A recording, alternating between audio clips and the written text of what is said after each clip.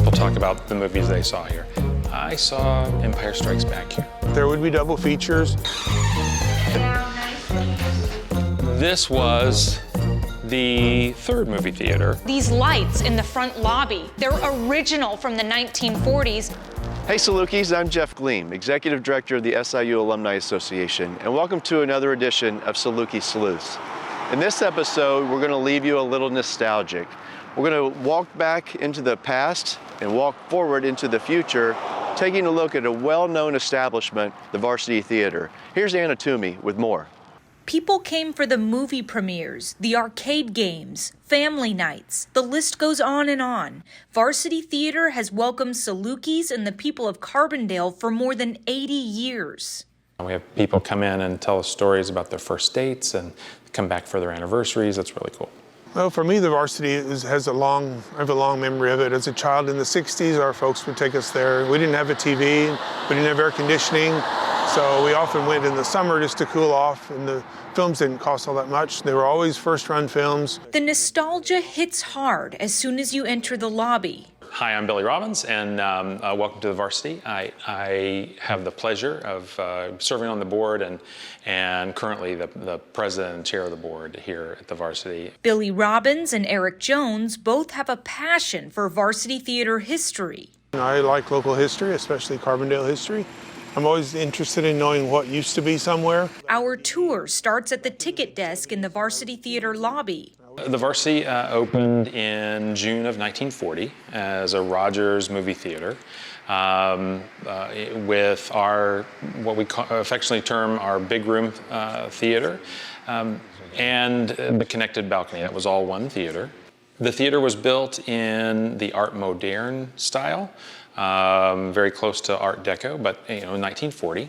One of the most fascinating aspects of Varsity Theater are these lights in the front lobby. They're original from the 1940s and were built by a St. Louis-based company who imported glass tubes from Switzerland. The 1940 Varsity grand opening had a large advertisement in local newspapers. When the Varsity was new, the sides were all covered in plate glass, so all this stonework was not here. The bricks, the yellow brick on the far side was there, but all the part facing Illinois Avenue was all the shiny glass. That included up the part where the Varsity sign is. According to records kept by local historian Dee Dee Lingle-Ittner, the first theater in the Varsity, the Big Room, opened with more than 1,000 seats in a two-tiered auditorium. The first movie shown was the film adaptation of Our Town. It was a big hit at the time and had been made after a Broadway play that was famous in 1938. The Big Room would later be renovated in the 70s and 80s to help the Varsity stay competitive. In the late 70s, it divided into two screens. So the balcony was closed off to become a second screen, which was to try and keep up with multiplexes. Billy says the Varsity is the epitome of adaptation, from increasing the number of movie screens to making the space usable for live music and theater. The Varsity has also survived a fire and a time period when it was left completely unused. Well, come on with me over here. We'll go into the East Theater. This is the first space that was developed in the complex for broad use, for the most use, and this is the home of our resident theater, the Stage Company, the Jackson County Stage Company. This was the third movie theater that was developed after the fire. The Varsity caught fire in 1981 during renovations to add a third screen. The fire tore apart the Big Room as well as the stores that were attached to Varsity at the time. We're standing in the area of what was a dress shop and I think a menswear store, and those were lost in the fire in 82. So, here at the Varsity, we try to make the best with what we have a lot of the times. In all three of our spaces here at the venue, you'll see our vintage 1982 seating. It's great because it's here. Behind the curtains of the East Theater, you'll find the ghost lights. As far as hauntings are concerned, even though the Varsity has been around for over 80 years, none of us have ever had any ghost experience, it's probably because of the ghost lights. In theater tradition, we leave these blue lights on here at the doors, and ours are presently at the doors of our shop here in the backstage, to keep the ghosts calm and give them something. I guess keep them company, give them space or light to see where they're going. Further behind the screen is a shop where crews can do most of their set building. It serves as a backstage space for us as well, and kind of a buffer between our green rooms and dressing rooms. All of our artists, whether they're performing in a play or musical guests, to drag performers, whoever,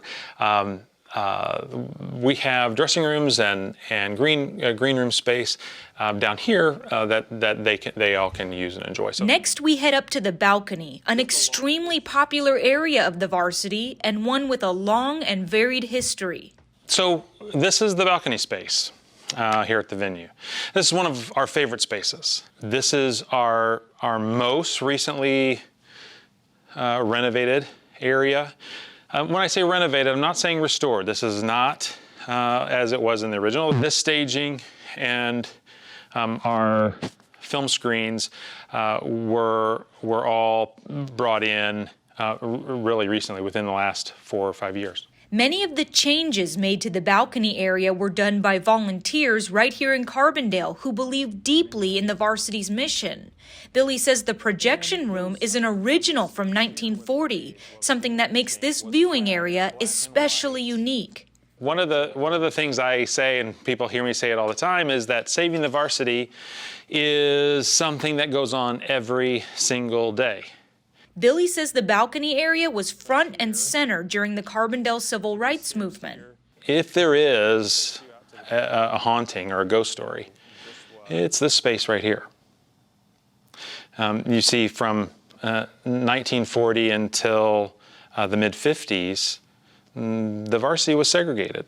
This is where non-whites were relegated to come view a movie. Track star and then comedian Dick Gregory was invited to play this stage in the big room, in the theater. And he refused to, as long as this space stayed segregated.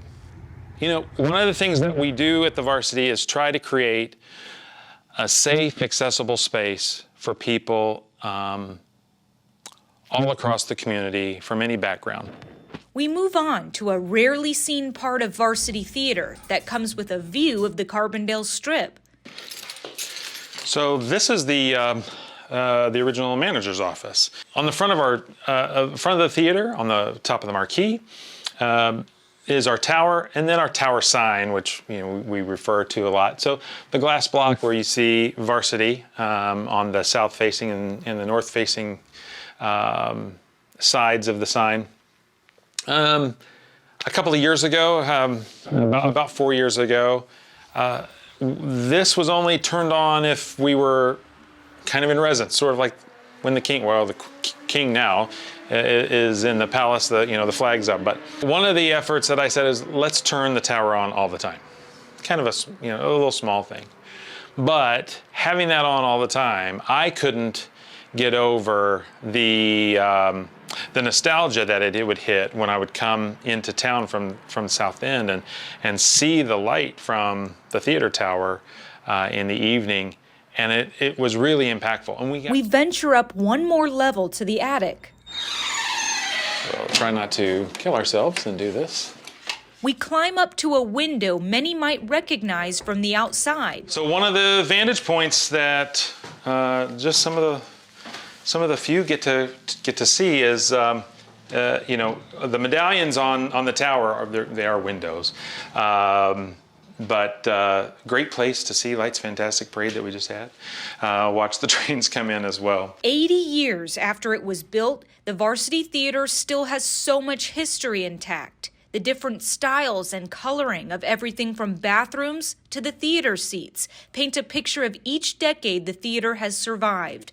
But what came before Varsity? So I've done some looking into what was on this site in the past. And I look around, and at the corner where it says Varsity Gallery, in my day that was Varsity Arcade, I think, and before that it was Varsity Grill, and before that it was Varsity Drugs, which was part of the original Varsity Complex. Eric Jones dug deeper, using census records from 1910, and discovered that the entire Varsity complex used to be a residential area. There was a new boarding house built on that corner in about 1908, a big wooden house with a porch that wrapped all the way around, and it was owned by a black family who kept school teachers at what is now the Attic School. It was still the old East Side School at that time. In later years, this residential area would not only be home to Varsity Theater, but several small storefronts. Right here on this side is the original wall of the little stores that used to be where all this block wall is. And at the very top, you can see where the brick changes to block, and that marked the actual height of the original little stores. There were 4 stores here. Each one was 25 feet of frontage on Illinois Avenue and then 40 feet deep. So those became a new movie theater inside once after the fire of 1981. Varsity Theater has been owned and operated by different people under different names over the years. The Rogers Theater Circuit owned the Varsity until the 1960s, then sold it to the Carasotes, who owned it for more than 40 years. They shut it down in 2003 after the Showplace 8 movie theater opened in Carbondale. Competition was too fierce. Then in 2008, the Carasotes donated the theater to the stage company, who transformed the Varsity into a place for live music and theater. In 2015, they added this electronic marquee to update it a little bit, and I believe the sign was redone at that time in the foyer as well. Billy says the future of Varsity Theater involves a lot of fundraising and a focus on upgrades to the big room. You know, we have our third space, the big room right now, that's really raw, that is the target of our next big effort to redevelop, much like the East was in the early 2000s and the balcony was in about 2015. Right now, we want to focus on making the Varsity, the full Varsity, all of our spaces in the venue to be accessible and usable 365. Billy likes to say the work on Varsity never stops. The exterior may change and the interior may change, but its foundation of memories always stays the same. People talk about the movies they saw here. I saw Empire Strikes Back here. You know, my dad and I definitely, we were movie buffs, and we would come here to the Varsity often because you could come by at any time and there was some show playing on one of the 3 screens. It doesn't matter whether you're gay or straight, transgender, Episcopalian, poor, rich, black, white, any spectrum. Whatever your background is, the Varsity is a safe space. And that's something that's very important to us. Well, we hope you enjoyed this episode of Saluki Sleuths. I want to thank all of our university experts and the community for helping piece all this information together. Send us your ideas. We'd love to hear from you. And as always, go Dogs!